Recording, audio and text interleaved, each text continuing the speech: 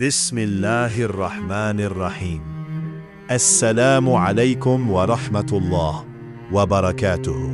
اللهم صل على محمد وعلى آل محمد كما صليت على إبراهيم وعلى آل إبراهيم إنك حميد مجيد. اللهم بارك على محمد وعلى آل محمد كما باركت على إبراهيم وعلى آل إبراهيم انک حمید مجید۔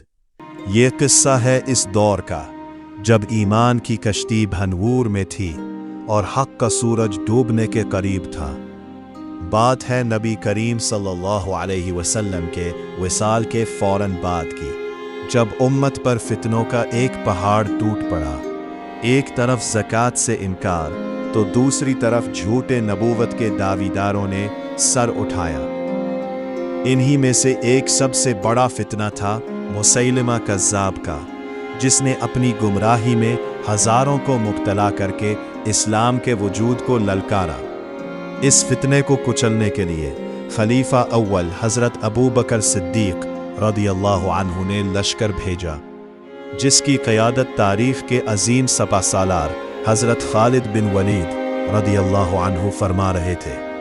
یمامہ کے میدان میں حق اور باطل کی وہ فیصلہ کن جنگ لڑی گئی، جہاں مسیلمہ کے ہزاروں فوجی ایک مضبوط قلعہ نما باغ میں پناہ گزین تھے، جسے آج حدیقۃ الموت، موت کا باغ کہا جاتا ہے۔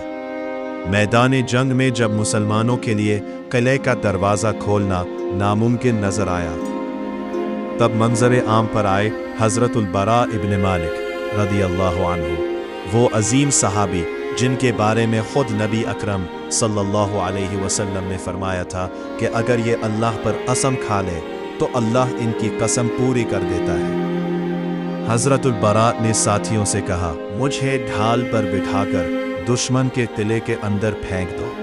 ساتھیوں نے تعجب کے ساتھ ان کی بات مانی، اور یہ مرد مجاہد تنہا موت کے جبڑے میں کود گئے۔